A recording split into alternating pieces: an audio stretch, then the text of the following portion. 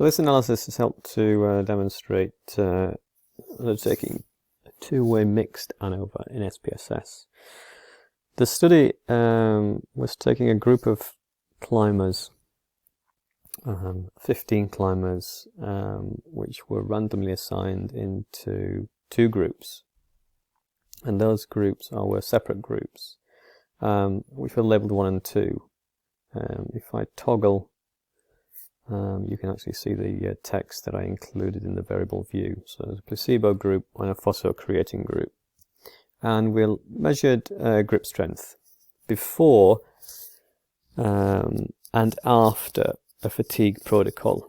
So we're looking to see if phosphocreatine helped reduce the impact of fatigue and thereby delaying the reduction in grip strength over time following the fatigue protocol.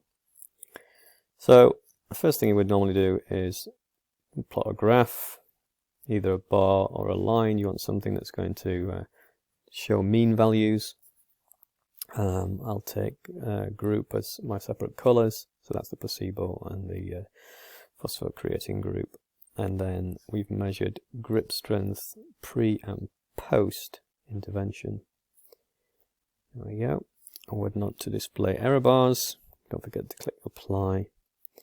And you can do some editing here if you want. So you could create a grouping variable, name for the axes, apply. Similarly for the y-axis, it's currently labeled as 0, so we could write,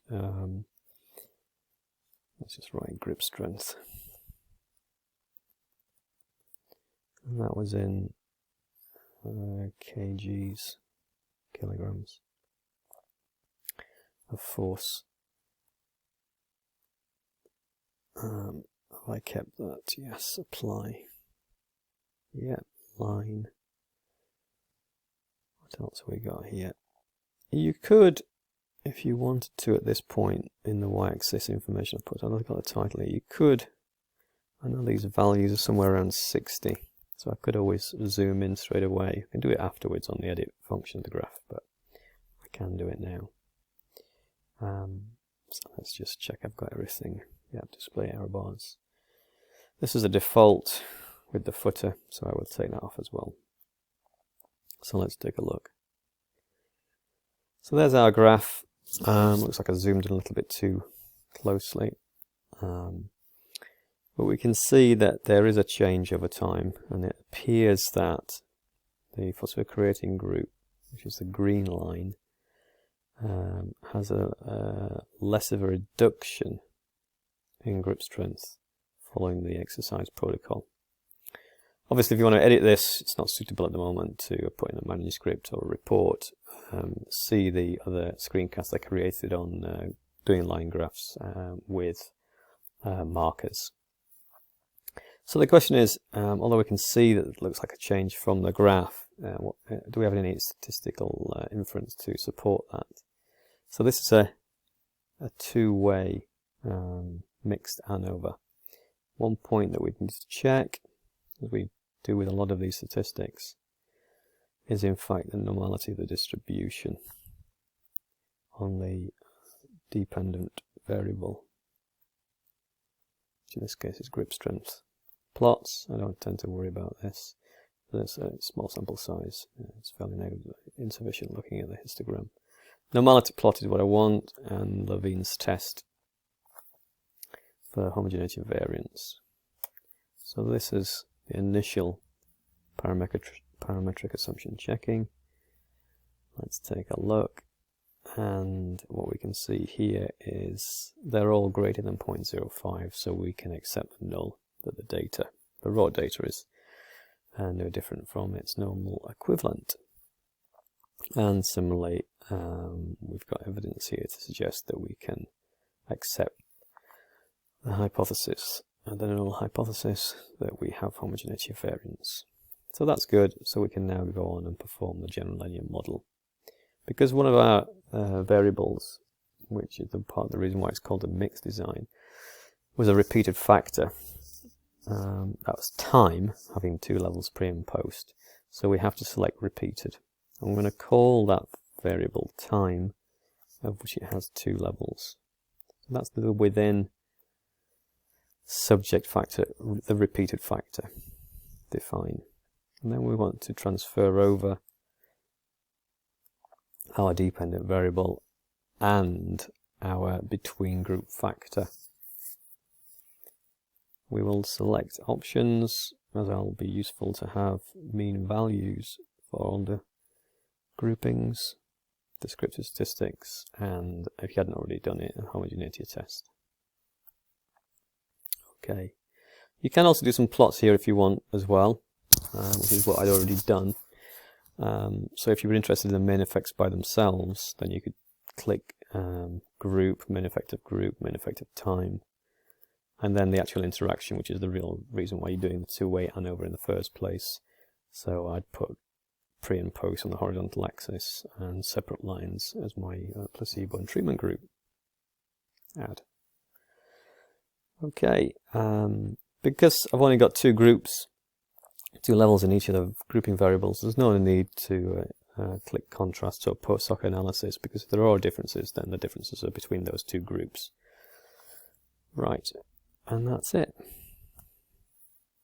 So let's see what evidence we've got to support our hypothesis that phosphocreatine does indeed have an effect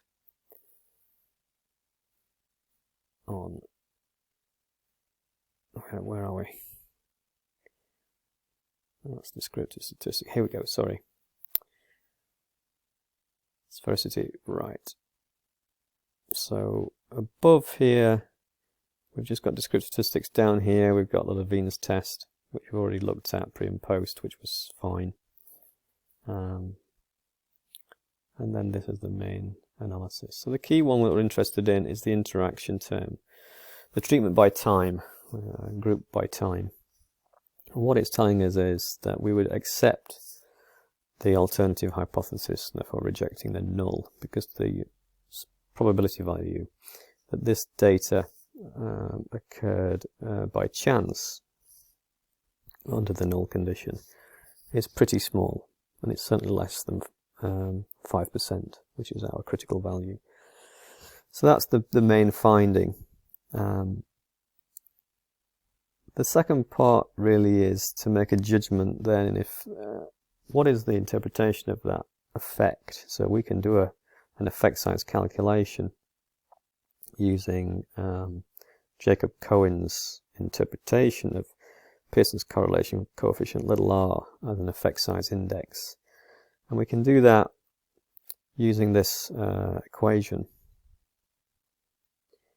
So Pearson's r, which can be used as an effect size index, we take the f value for the analyses and the interaction, the degree of freedom associated with the error term, the residual term for that analysis. We take the ratio and we take the square root, and the following output from this will be between 0 and 1. And we can then use Cohen's interpretation below to decide on what level of effect size we have found. Okay. So let's calculate the size of the effect in this interaction. So I'm taking the data from the within subject contrast. I need the F score and the degree of freedom for the error term, which is 13. So we've got 9.409 and 13. So let's perform that calculation. So I'm going to do the denominator first. So I've got 9.049 plus the error degree of freedom, which is 13, equals, and then I'm going to invert that, so reciprocate it, and multiply it now by the numerator, which was the F value. So multiply by 9.409 equals, so I've got the square root of 0.4267. So I therefore need to take the square root of this, which isn't a default here, so I'd have to express what y is by telling it that y is 2.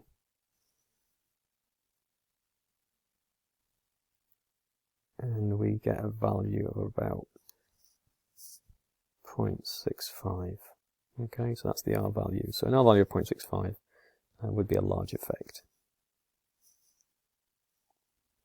So to summarize from the results, what we have is there was a positive effect of creatine supplementation in helping to reduce the impact of fatigue on grip strength. And then we've got a few numbers here. So the F statistic, 9.41. The p-value, which is so small, it's less than 0.01. The two numbers here represent the degrees of freedom. That's for the model, and that's for the error term. So you can pick those up by checking your table.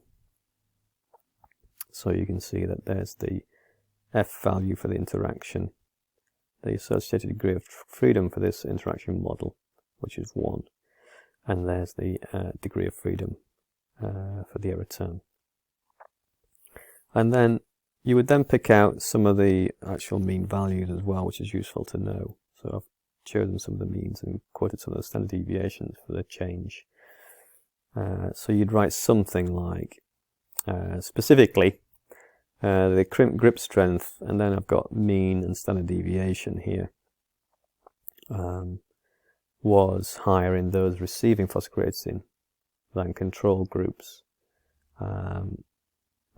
after the fatigue exercise, which results in a 4% net gain, if you like, in offsetting this reduction as a consequence of taking the placebo, the phosphocreatine, and the corresponding effect size there that I've quoted. So you could say this is a large effect.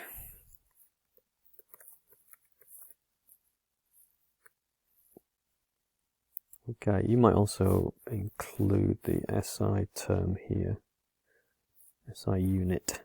Sorry. And as I said, the thing to do is to take a look. Andy Feel-Wright has a very good way of writing up the results. So it's all there. So the last section of his various chapters, it's good to take a look at what has been written there. Okay.